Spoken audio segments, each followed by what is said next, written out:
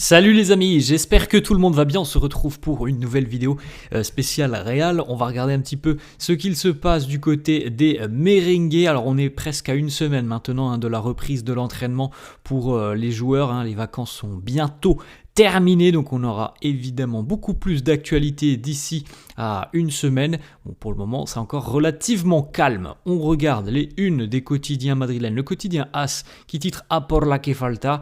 L'Espagne est en finale ce soir de l'Euro féminin. Les jeunes Espagnols affrontent l'Angleterre dans cette finale qui se déroule en Suisse. Le match se déroule à 18h. L'Espagne qui va tenter évidemment de faire tomber la sélection anglaise. Ensuite, en ce qui concerne le Real Madrid, une petite information. Encore une fois, le Real ne fait pas la une aujourd'hui parce qu'il ne se passe pas grand-chose. C'est en bas au milieu. El reto es Camavinga. Le défi pour Camavinga et pour Xabi Alonso, c'est de trouver tout simplement un rôle important à Eduardo Camavinga. On l'a déjà évoqué. Le rôle de Cama au milieu de terrain semble être pris par Aurélien Tchouaméni. On n'est plus avec Carlo Ancelotti, donc on peut douter évidemment du fait que Cama sera utilisé en tant que latéral. Donc il est vrai qu'on peut se poser quand même des questions par rapport au rôle qu'aura Camavinga, mais quand on connaît les qualités du joueur, on peut se dire tout de même que c'est un joueur qui peut apporter. Il a une touche technique que d'autres n'ont peut-être pas, sa volonté d'aller de l'avant, son dynamisme à Eduardo Camavinga, c'est quand même une belle plus-value pour ce Real. Maintenant, c'est à Xabi Alonso de trouver la bonne formule pour l'utiliser. Alors, en tant que titulaire, on peut se poser des questions, les amis, parce qu'on a quand même bien compris qu'au milieu de terrain, ça serait quand même beaucoup plus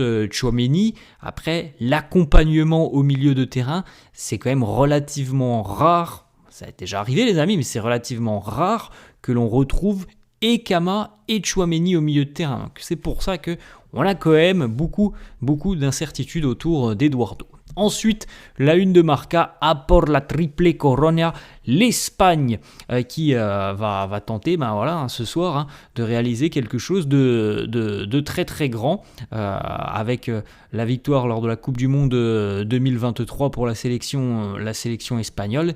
Et bien là on est en course peut-être pour remporter l'Euro, l'Espagne évidemment, qui faisait partie des nations favorites pour cet Euro, tout comme l'Angleterre, donc c'est pas forcément une surprise que l'on retrouve ces deux nations en finale. Ensuite les amis, il est de retour, c'était annoncé et prévu pour cette journée de samedi, le jeune défenseur espagnol Joan Martinez a rejoué avec le Real, avec l'équipe réserve du Real, donc entraînée par Álvaro Arbeloa, puisque vous savez que Raúl a quitté ses fonctions, et donc maintenant c'est Arbeloa qui entraîne l'équipe Castilla.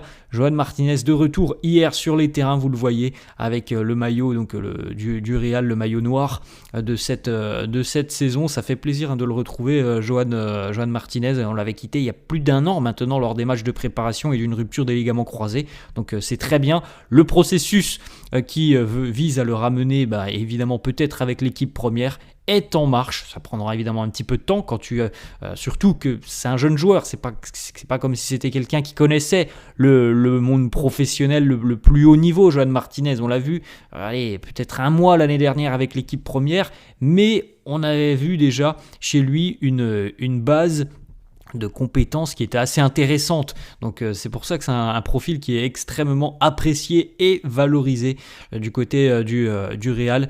Le Castilla hier d'ailleurs s'est imposé 4-0 face à Marbella. Les buteurs Gabriel Castrello, Loren Zúñiga et un doublé pour Rachad Fetal qui est arrivé il y a quelques semaines du côté de Madrid. Il a joué une petite vingtaine de minutes, Joan Martinez. Il n'était pas titularisé, mais c'était évidemment aussi important pour lui parce qu'après un an d'absence, et bien déjà une vingtaine de minutes, c'est déjà un grand pas en avant pour Joan Martinez qui, selon les médias qui étaient présents et le staff madrilène, il a laissé sur ces 20 minutes une très très bonne impression. Donc voilà, le plan était annoncé depuis quelques semaines. On y va tranquillement, il n'y a aucune pression sur Joan Martinez, il n'y a pas de pression de date d'un éventuel retour parce que quand on revient d'une rupture des ligaments croisés, on sait que il faut faire attention à tout, mais en tout cas, les espoirs sont réels du côté de Xabi Alonso. On pense que peut-être dans quelques semaines, il sera apte à aider l'équipe première, donc du côté de l'entraîneur de l'équipe A, Xabi Alonso. On garde un œil très attentif sur le retour à la compétition et le développement du jeune défenseur espagnol. On a une petite réaction d'ailleurs de Jude Bellingham qui a réagi sur les réseaux sociaux. Joan Martinez a reposté cette photo où on le voit donc enfin reporter pour un match le maillot du Real Madrid, et Jude qui est venu laisser un petit commentaire avec un petit cœur blanc.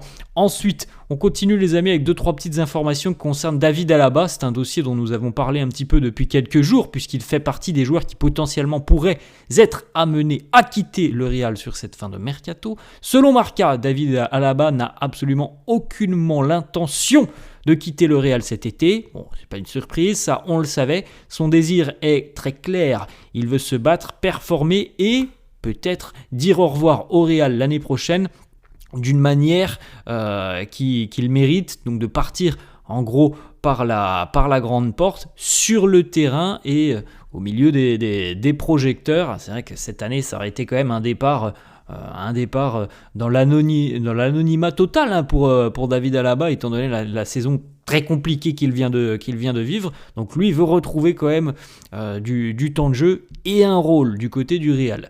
Marca annonce aussi que David Alaba n'aurait pas perdu l'espoir de se voir offrir une prolongation de contrat par le Real Madrid. Il ne perd pas espoir, il pense qu'une bonne saison pourrait tout changer. Alors on rappelle quand même, les amis, David Alaba est lié au Real jusqu'en 2026 et potentiellement, donc il pourrait partir gratuitement l'année prochaine, et selon moi, c'est ce qu'il se passera. Peu importe ce qu'il arrivera cette année du côté du Real pour David Alaba, peut-être je lui souhaite d'avoir plus de temps de jeu, j'ai un petit peu du mal à y croire. Enfin, plus de temps de jeu que l'année prochaine, ça semble pas trop compliqué quand même, parce que s'il est en forme, au moins déjà il sera dans le groupe et ça sera déjà très intéressant.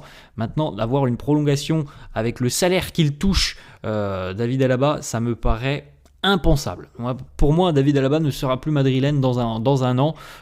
Ça me semble beaucoup plus concret que d'imaginer que le Real lui offrira une prolongation de contrat. Je n'y crois pas beaucoup.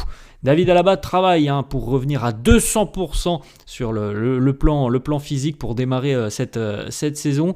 Son objectif, c'est d'être là, d'être présent, de se battre et peut-être de laisser une bonne impression sur le terrain.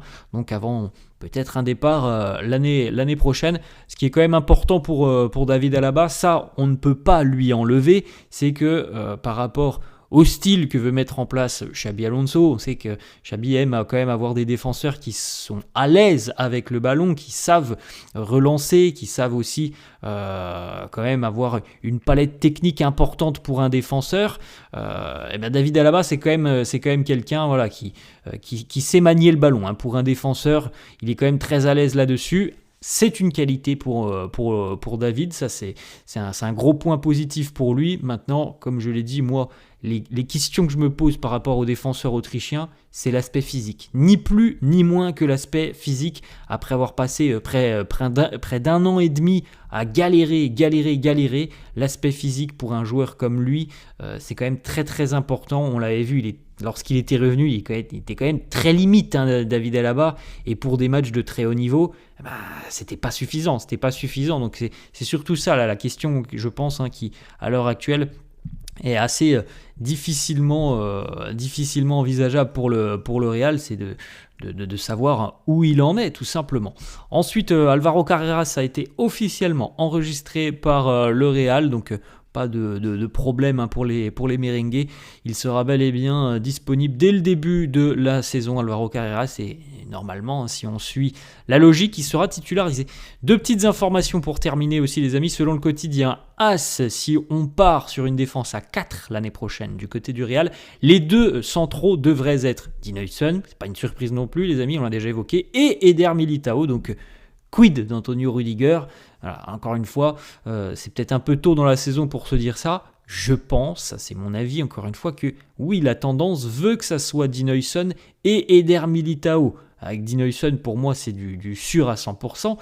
Militao, bon, je pense qu'il y aura quand même débat avec, sur le papier, peut-être que Xabi veut instaurer Militao en tant que titulaire. Maintenant, il y aura débat aussi, je pense, avec Antonio Rüdiger. Et puis, dernière information à ce jour, donc on est quasiment fin juillet quand même, Rodrigo n'a toujours pas exprimé son envie formelle de quitter le Real Madrid, malgré que son papa, qui est aussi son agent, lui cherche toujours une porte de sortie. Donc je pense, les amis, que d'ici une semaine, et allez, 10 jours, on y verra beaucoup plus clair parce qu'il y aura eu la reprise de l'entraînement du côté de Madrid et il y aura eu des échanges certainement en face à face entre Rodrigo, Xabi, les dirigeants, peut-être le président, et donc on aura peut-être une prise de position beaucoup plus tranchée de la part de Rodrigo, mais à l'heure actuelle, voilà, on est le 27 juillet, Rodrigo n'a pas émis verbalement l'intention de quitter le Real auprès des dirigeants du club. Voilà les amis, la fin de cette vidéo, j'espère que ça vous a plu, n'hésitez pas comme d'hab à lâcher un petit pouce bleu, n'hésitez pas non plus à vous abonner à la chaîne, je vous souhaite une très bonne journée les amis, et je vous dis à la prochaine. Ciao.